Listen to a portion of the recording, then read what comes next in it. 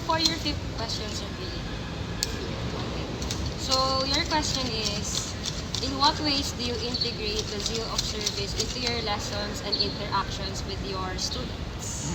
Parang similar din siguro yung magiging answer ko from one of your questions kanina. Parte talaga siya ng curriculum. Service learning is part of the LaSalle curriculum.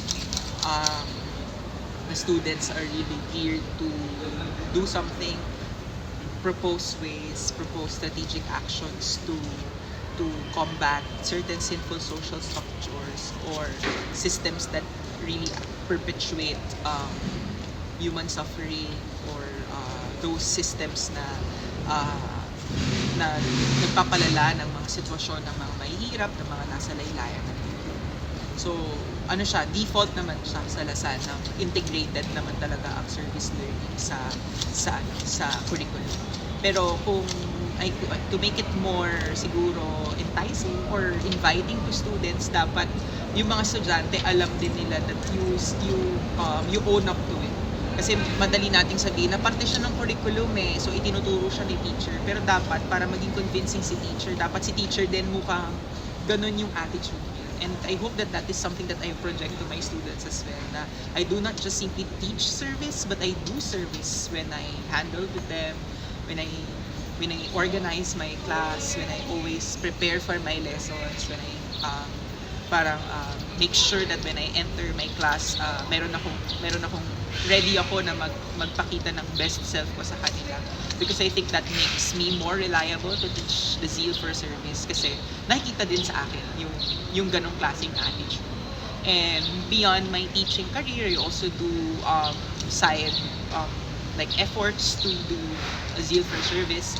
I signed up to becoming a lay Dominican, where this is an organization that allows me to visit hospitals, give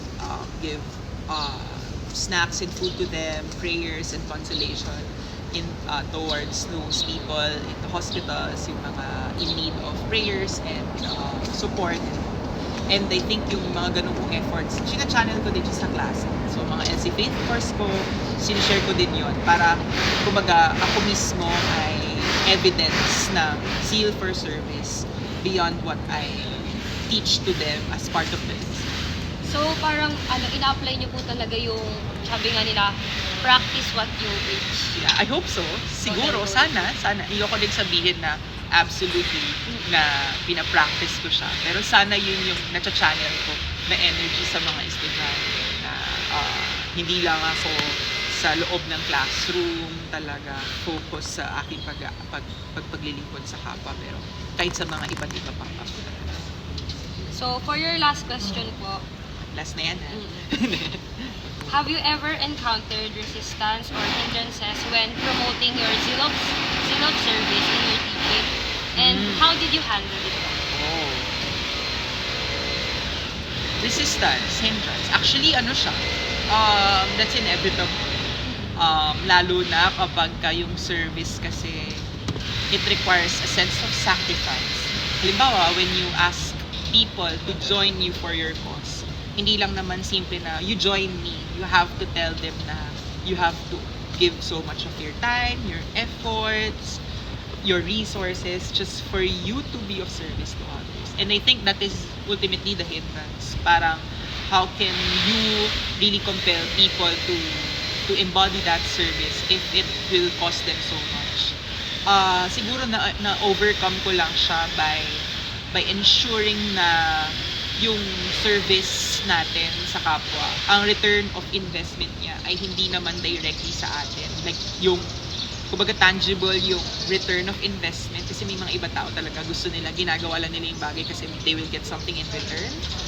Ang service kasi iba yung nababalik niya sa'yo. It gives you so much drive, so much inspiration, purpose and meaning in life. Fulfillment. Yeah, fulfillment. Na feeling ko pagka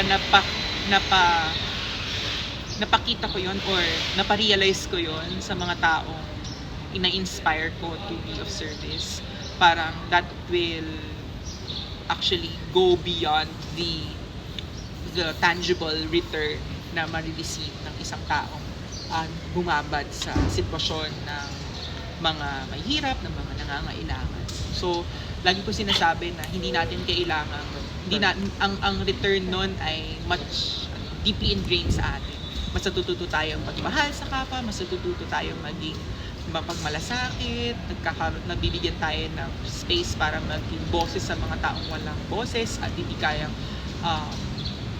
kayang pagtanggol yung kanilang mga sarili. So yung mga ganong klaseng parang efforts, yung mga ganong klaseng return, hindi yun kayang palitan ng mga tangible return of investments na naiisip natin. So siguro yun yung parang pambawi ko lagi kapag nagkakaroon ako ng mga certain hindrances or challenges to course through that zeal for service to other people. Thank you very much po for answering our questions po. So, You did. ayun, that ends our mini interview with Sir Rafi.